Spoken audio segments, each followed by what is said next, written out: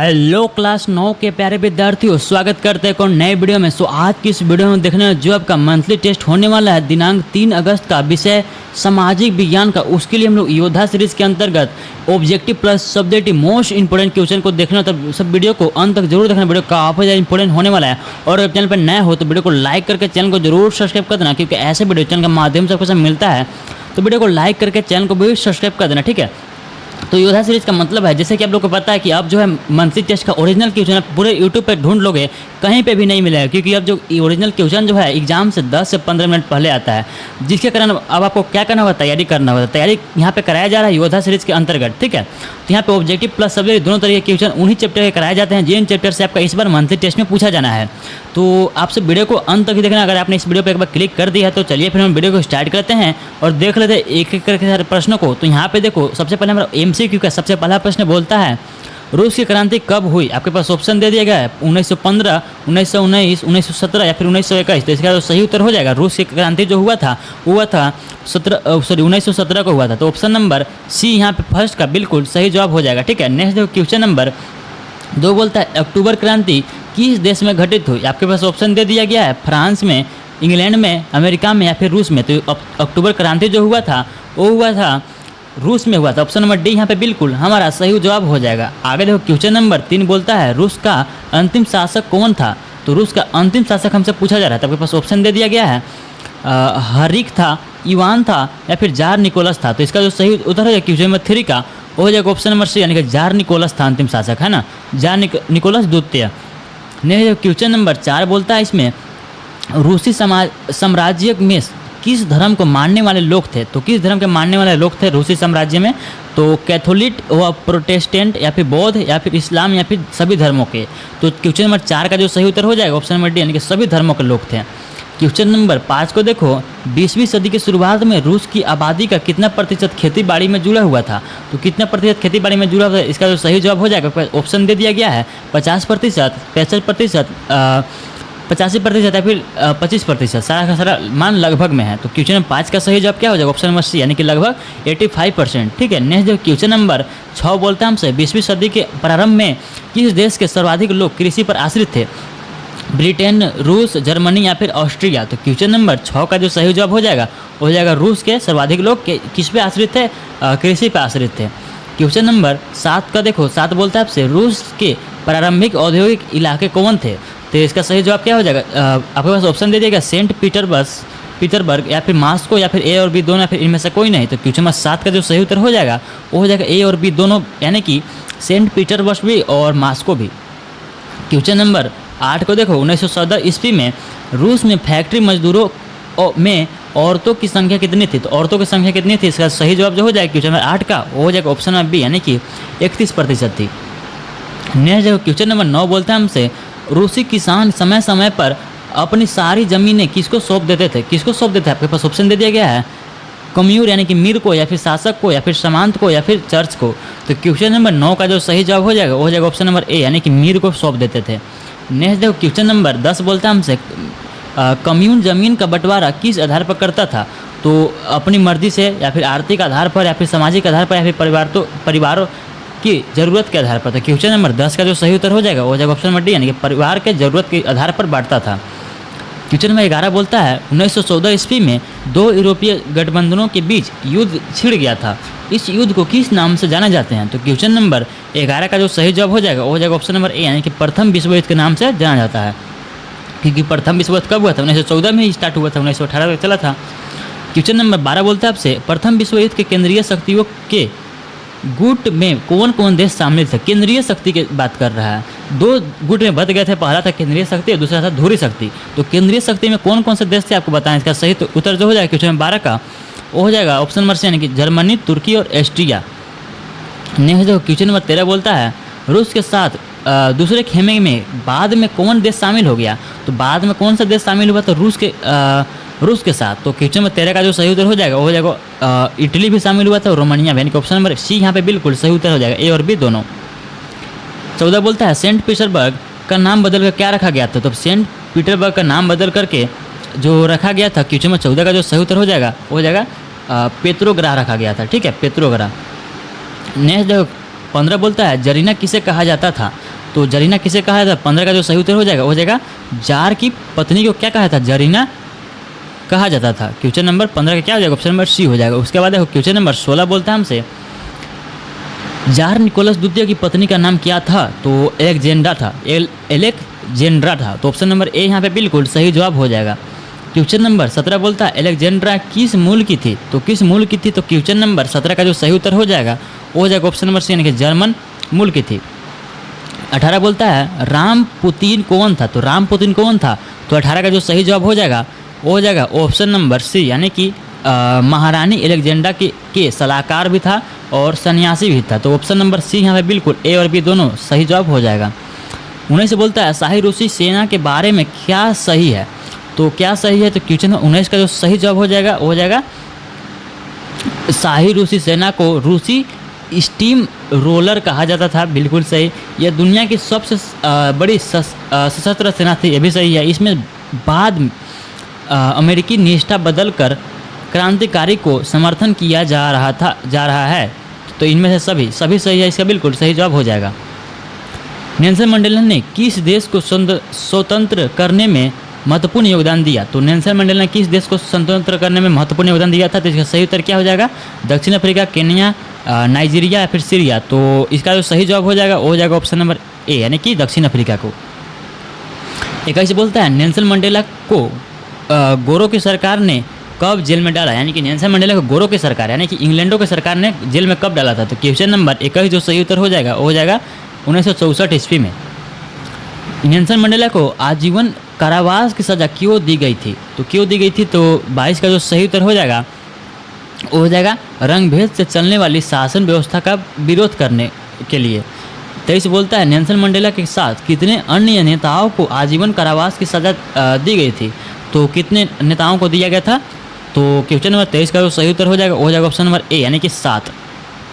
आगे देखो 24 बोलता है हमसे नेल्सन मंडेला कितने वर्षों तक जेल में रहे, तो क्वेश्चन नंबर 24 का जो सही उत्तर हो जाएगा वो हो जाएगा ऑप्शन नंबर डी यानी कि 28 वर्षों तक रहे थे वो जेल में।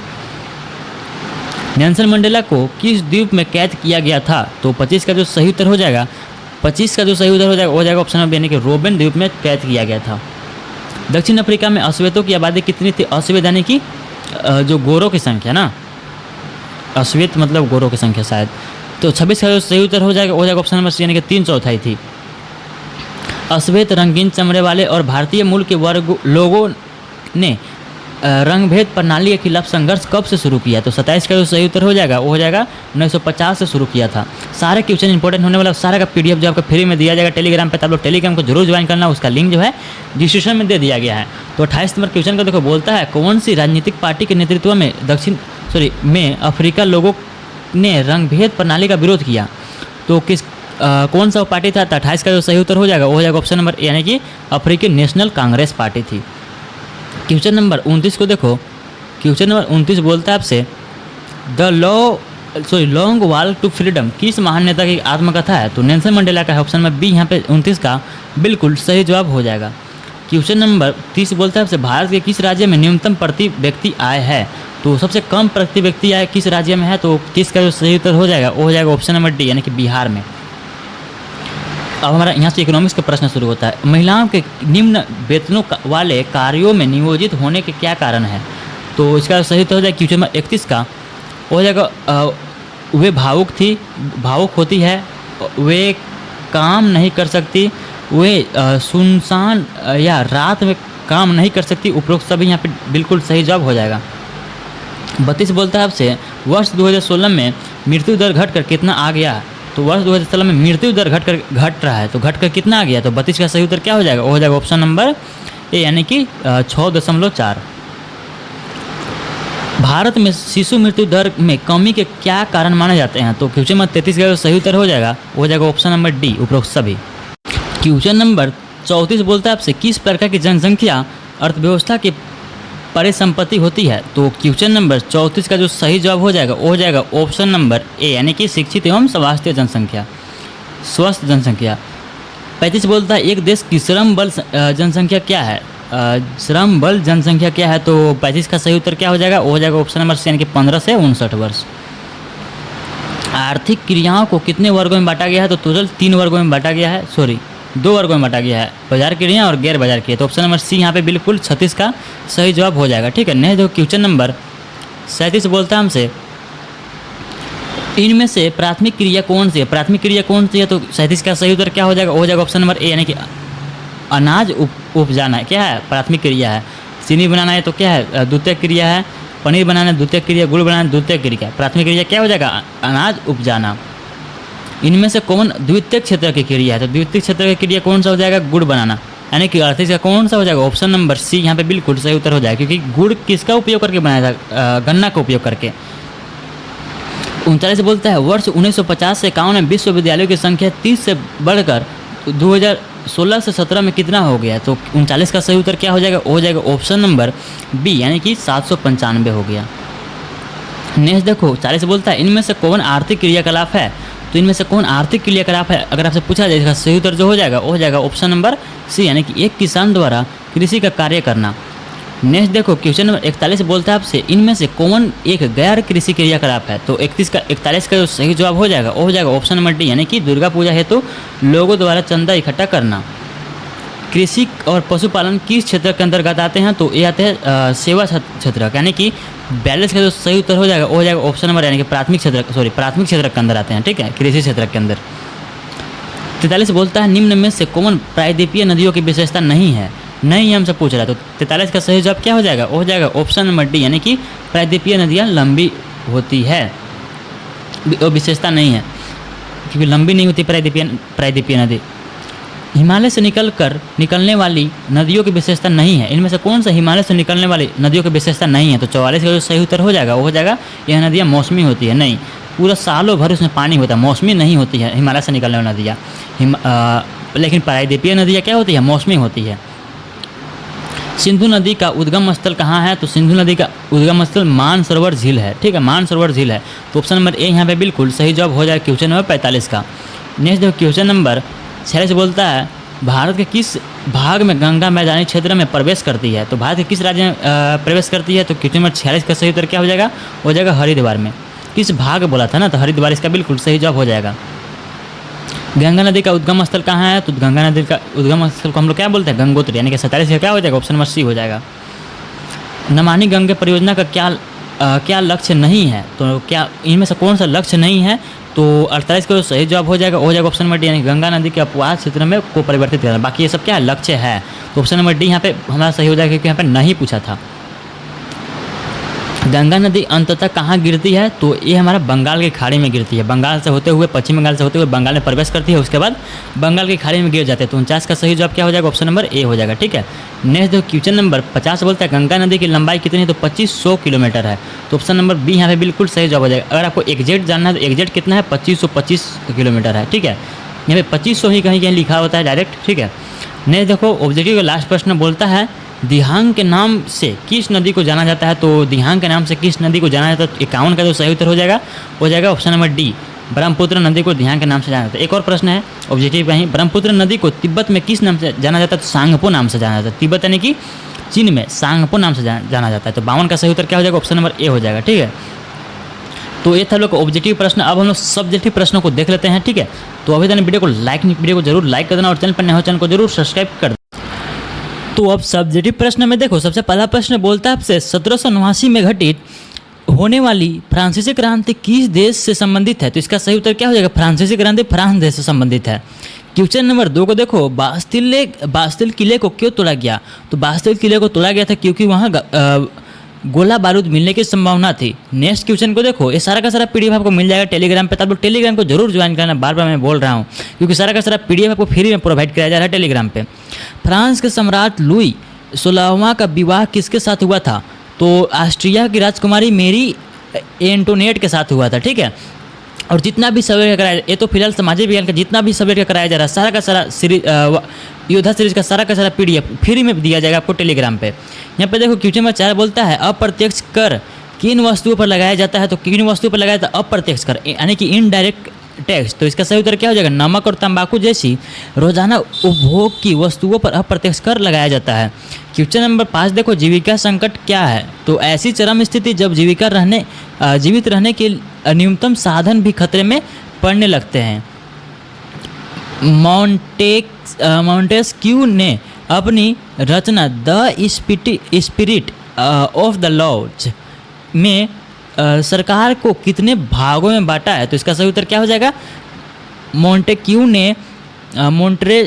ने सरकार को विधायिका, कार्यपालिका और न्यायपालिका 3 भागों में बांटा है। ठीक है, नेक्स्ट देखो, बोलता है आपसे लुई 16वां ने कर क्यों बढ़ा दिए थे? तो यहाँ पे देखो सही उत्तर लिखा गया है, वर्साय के महल के फिजूल खर्ची तथा अमेरिकी स्वतंत्रता संग्राम में फ्रांस के हिस्सा लेने के कारण फ्रांस पर कर्ज बहुत बढ़ गया था, इसलिए अपनी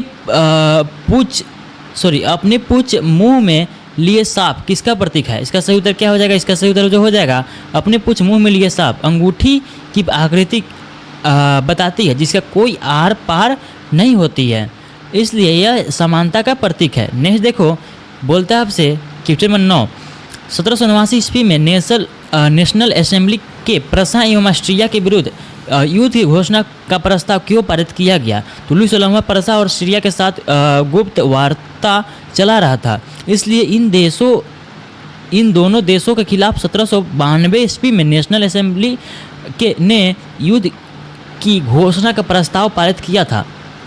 नेक्स्ट 10 नंबर प्रश्न को देखो, यूरोप में सामंती व्यवस्था का नाश कैसे हुआ? तो आपको लिखना होगा, फ्रांसीसी क्रांति की सबसे महत्वपूर्ण विरासत स्वतंत्रता और जनवादी अधिकारों के विचार 19वीं सदी में फ्रांस से निकल कर बाकी यूरोप में फैले और उनके कारण सामंती व्यवस्था का नाश हुआ। ठीक है, नेक्स्ट क्वेश्चन को देखो 11 को, जैकोबिन राजनीतिज्ञ समेत ने किन आधारों पर महिला क्लबों को बंद करने को उचित ठहराया?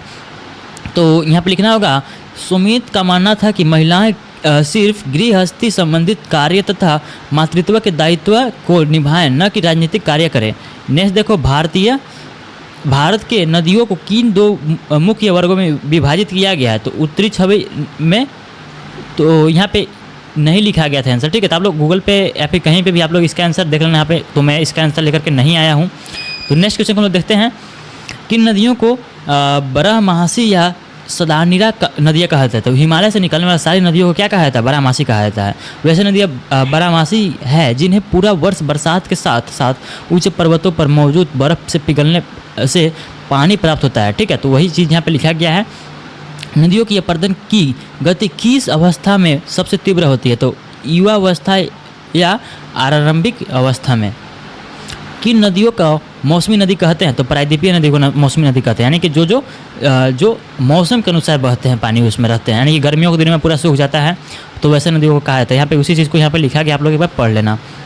नेक्स्ट क्वेश्चन को देखते हैं हम लोग, कौन सी 2 नदियाँ अरब सागर में गिरती है? तो अरब सागर में गिरती है नर्मदा तथा तापी।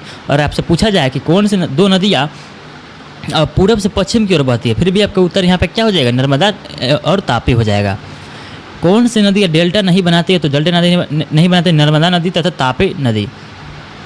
नेक्स्ट क्वेश्चन को देखो, भारत की सबसे लंबी नदी कौन सी है? तो गंगा नदी सबसे लंबी नदी है, बड़ी भी नदी है और चौड़ी भी नदी है। कौन सा? गंगा। दक्षिण भारत की सबसे लंबी नदी का नाम बताए? दक्षिण भारत में गोदावरी नदी, इसका बिल्कुल सही उत्तर हो जाएगा। भारत में मीठे पानी की सबसे बड़ी झील कौन सी है? तो उलर झील हो जाएगा। भारत में खारे पानी की सबसे बड़ी झील? तो सांभर झील खारे पानी की। देशद्रोह किसे कहते हैं? तो देश की सरकार को उखाड़ फेंकने की कोशिश करने के अपराध को देशद्रोह कहते हैं। प्रारूप किसे कहते हैं? तो किसी कानूनी दस्तावेजों के प्रारंभिक रूप को प्रारूप कहते हैं। रंगभेद शासन व्यवस्था क्या थी? तो रंगभेद यूरोप के गोरे लोगों द्वारा दक्षिण अफ्रीका में 1948 ईस्वी से 1989 ईस्वी के बीच काले लोगों के साथ नस्ली अलगाव और खराब व्यवहार करने वाली व्यवस्था को रंगभेद शासन व्यवस्था कहते हैं। दक्षिण अफ्रीका में रंगभेद की राजनीतिक ने लोगों किस आधार पर बांट दिया था? तो दक्षिण अफ्रीका में रंगभेदों की राजनीति ने लोगों को उनकी चमड़ी के रंग के आधार पर बांट दिया था। ठीक है, तो नेक्स्ट देखो क्वेश्चन नंबर 5 बोलता है, चमड़ी के रंग के आधार पर दक्षिण अफ्रीका में कौन कौन से रंगों के लोग रहते हैं? तो आप लोग क्वेश्चन नंबर पे ध्यान मत देना, ठीक है, क्वेश्चन नंबर इधर उधर है। चमड़ी के रंग के आधार पर दक्षिण अफ्रीका में श्वेत, अश्वेत, रंगीन चमड़े वाले लोग और भारतीय मूल के लोग रहते थे। संविधान किसे कहते हैं? तो संविधान किसे कहते हैं? काफ़ी मोस्ट इंपोर्टेंट क्वेश्चन समझो, छप चुका है। संविधान किसी देश का सर्वोच्च कानून है जिसमें किसी देश की राजनीति और समाज को चलाने वाले मौलिक कानून होते हैं। भारतीय संविधान को बनाने में कितना समय लगा? तो भारतीय संविधान को बनाने में कितना समय लगा था? तो भारतीय संविधान को बनाने में 2 वर्ष 11 माह 18 दिन लगे थे। तो नेक्स्ट क्वेश्चन देखो, संविधान सभा किसे कहते हैं? तो चुने गए प्रतिनिधित्व की वह सभा जो संविधान लिखने का काम करती है उसे क्या कहते हैं? संविधान सभा कहते हैं। भारतीय संविधान सभा में हुई गंभीर चर्चा का रिकॉर्ड किस पुस्तक में लिखा गया है? तो उस पुस्तक का नाम है कॉन्स्टिट्यूंट असेंबली डिबेट्स, ठीक है। नेक्स्ट देखो, 10 बोलते हैं भारतीय संविधान की रचना में आत्मा किस में बसती है? तो प्रस्तावना या उद्देशिका में। नेक्स्ट देखो, तो एक तो क्वेश्चन रफ क्वेश्चन है तो पूछा नहीं जाएगा। दक्षिण अफ्रीका का लोकतांत्रिक संविधान बनाने में इनमें से कौन सा टकराव सबसे महत्वपूर्ण बात था? तो यहाँ पे कुछ ऑप्शन दिया गया था, तो इसका सही उत्तर जो हो जाता है गोरे अल्पसंख्यकों और श्वेत बहुसंख्यकों का। नेक्स्ट देखो, लोकतांत्रिक संविधान में, तो ये तो ऑब्जेक्टिव प्रश्न जैसा लग रहा है, लोकतांत्रिक संविधान में इनमें से कौन सा प्रस्तावना नहीं रहता? एक सेकंड मुझे देखने दो। सही है, लोकतांत्रिक संविधान में इनमें से कौन सा प्रस्तावना प्रावधान नहीं रहता? तो शासन प्रमुख का नाम उसमें नहीं रहता। अब हमारे यहाँ से मानव संसाधन क्या है? मानव संसाधन क्या है? तो किसी देश या किसी प्रदेश की जनसंख्या को ही मानव संसाधन कहते हैं। साक्षरता व शिक्षा में क्या अंतर है? तो साक्षरता का अर्थ होता है अक्षर ज्ञान, जबकि शिक्षा का अर्थ होता है विशिष्ट ज्ञान।